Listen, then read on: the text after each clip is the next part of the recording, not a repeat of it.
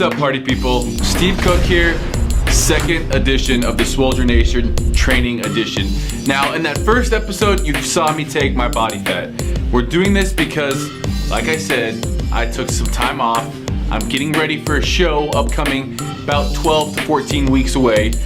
So I'm doing all these things in order to get my body ready to train. I know exactly how long, I have it mapped out. And today what we're gonna talk about is the nutrition aspect of things. And this is gonna be even more important than actually the training. You know, everyone get into the gym and train hard. That's the fun part.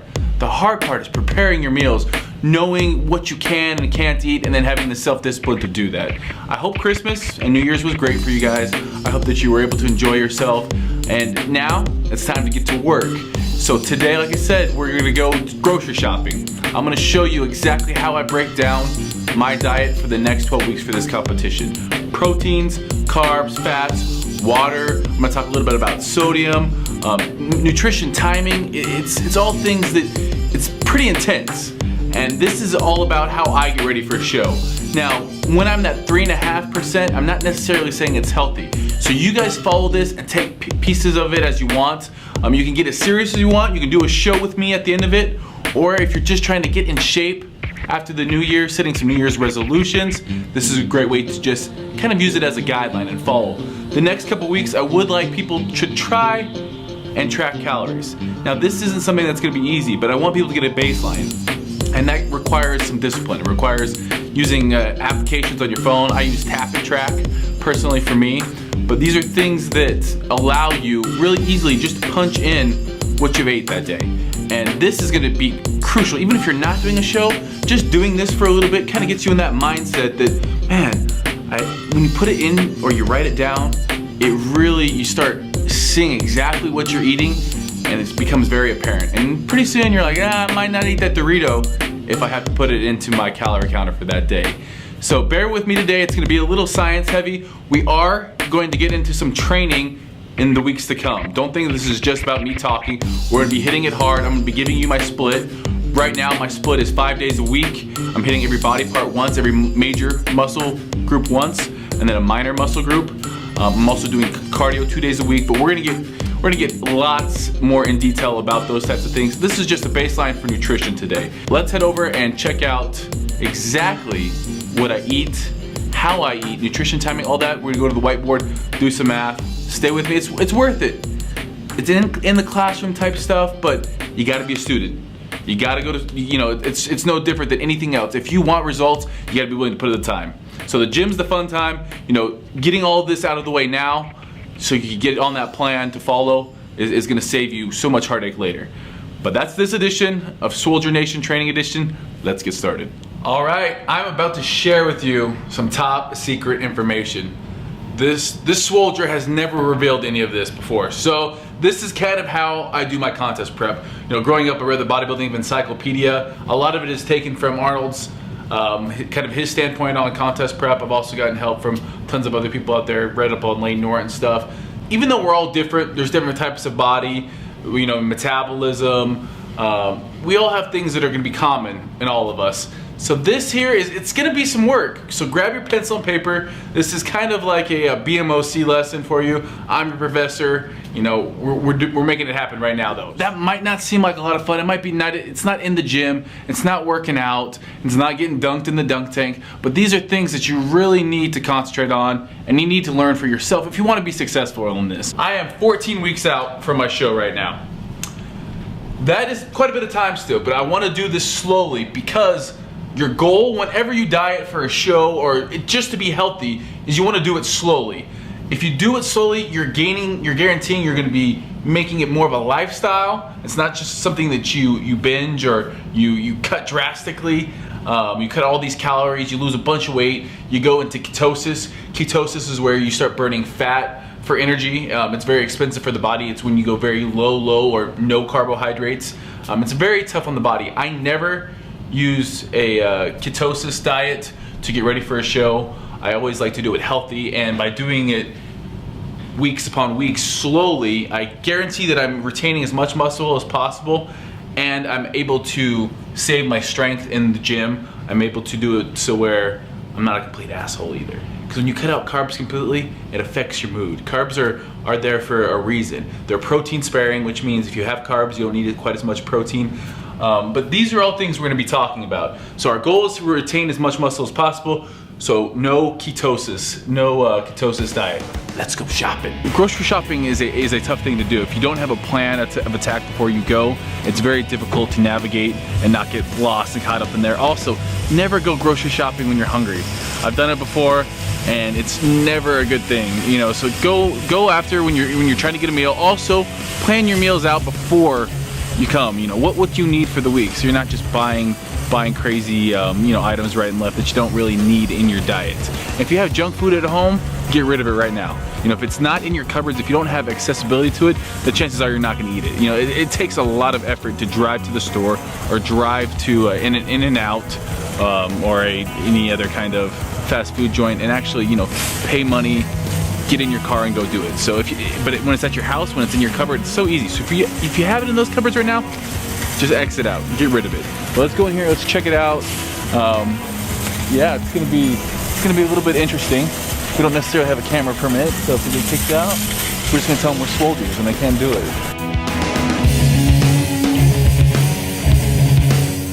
But my starting weight is 217 pounds. It was 220 when I got my body fat tested. I'm a little bit lower since then.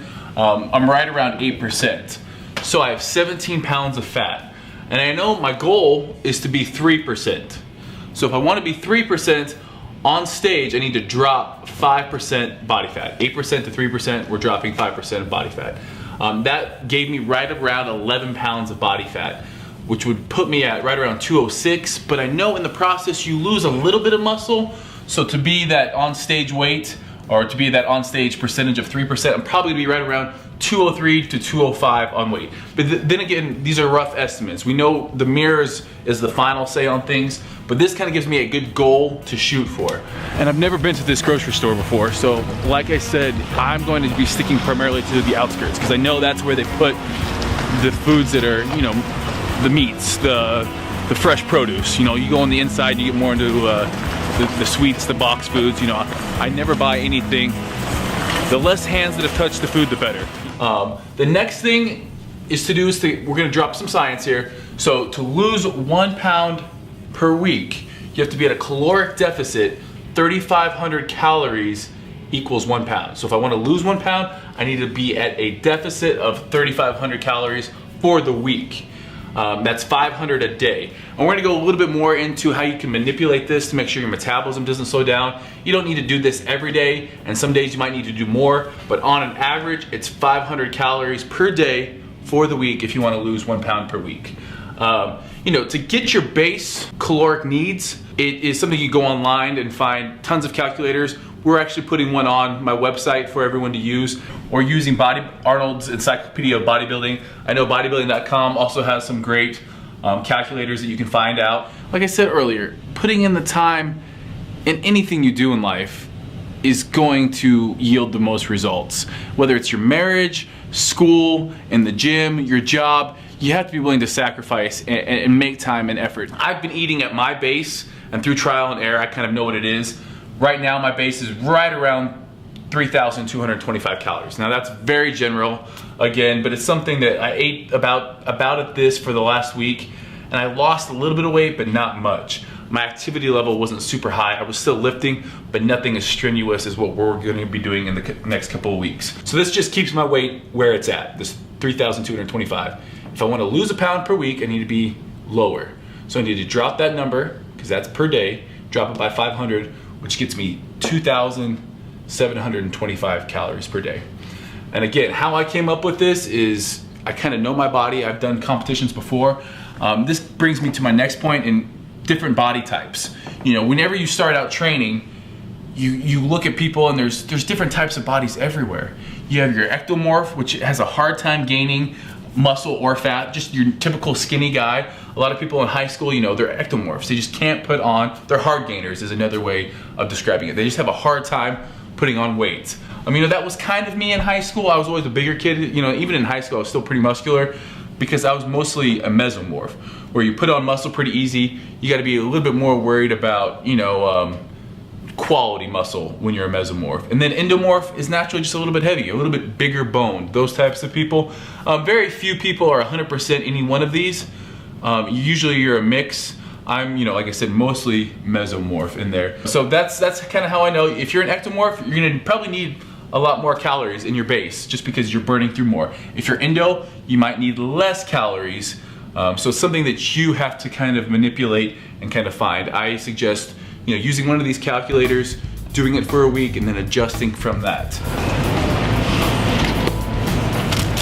Peppers. Love to put them in my omelets in the morning. Also great with salads. Things like peppers are going to increase your metabolism from the capsaicin in them. Really awesome just to decorate things too. Eating healthy doesn't have to mean you're eating boring. Has all the nutrition labels on the back. Really easy to track as well. High in fiber, low in things like carbohydrates, just a lot of water in these basically, but also has some good thermogenic properties as well. So definitely peppers for those omelets in the morning. A lot of people like juices. I'm not a big juice fan primarily because it's a lot of calories just in a liquid form. I like the process of digesting your food. I think that's important. And if you have a healthy digestive system, it's all good. 2,725 calories is what I'm gonna be getting. So from that, we need to talk about protein, carbs, and fats. Those are your macronutrients. Those are the things that all foods fall into those categories. Proteins, carbs, and fats. Now proteins, they're amino acids. They're crucial in muscle, for muscle building, for retaining muscle, for being catabolic. That's a term that we use when we're in a state of being able to add muscle to our bodies. Pretty much the gold standard for bodybuilders have always been about a pound per body weight. Now that's a lot higher than the national average or the guidelines that some people give. For me, being a mesomorph, I know that my protein requirements are right around 1.25 grams of protein per body weight. Now a gram of protein is 4 calories. A gram of protein is 4 calories, a gram of carbohydrates 4 calories, and a gram of fat is 9 calories. That's what fat is, very, very calorically dense. So, but for this purpose, I have 1.25 grams of protein per body weight. I'm 217 pounds. That gives me anywhere between 270 and 275 grams of protein per day. That right there is 1,090 calories. People are looking, but they don't say crap. Because they know we're doing business. They look at the cart and they say, oh, that guy's a soldier. We're not gonna say anything to him. He's got a camera in here. We don't care. He's getting his soldier on.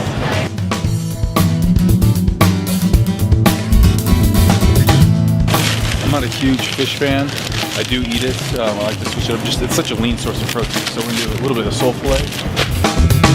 I can't make eye contact with these people right now. I'll start laughing. Pretty good deal right here on beef eye round steak. Super lean cuts. You don't see a lot of marbling in this meat. Really nice lean cuts of red meat like this are huge. They have creatine, already in this red meat. I do like eating red meat about 2 or 3 times a week. As the contest maybe gets a little bit closer, I'll cut out red meat a little bit. But it's not something I necessarily restrict myself of. Just make sure that you look for ones that don't have a ton of fat on there. None of those, the ribeyes, even New York strips have quite a bit of fat. But something that's lean like this with a good deal, I'll definitely get it. When I was a kid, all I would eat is hot dogs. I'm probably gonna get a brain tumor. I don't know if you guys have heard that hot dogs cause brain tumors. If they do, I definitely am gonna get one. Anytime I went anywhere, I need a hot dog. At the gas station, they were like 4 for $1. I go in there and $2, 8 hot dogs, no big deal. Hi. See, the ladies, they're mirroring my cart. They look at that and say, I bet that guy can cook. Oh, we'll go chicken tenders. I like the way chicken tenders cook up a little bit easier.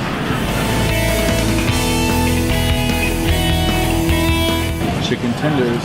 Go home and throw them on the George Foreman. Chicken tenders they cook a little bit easier.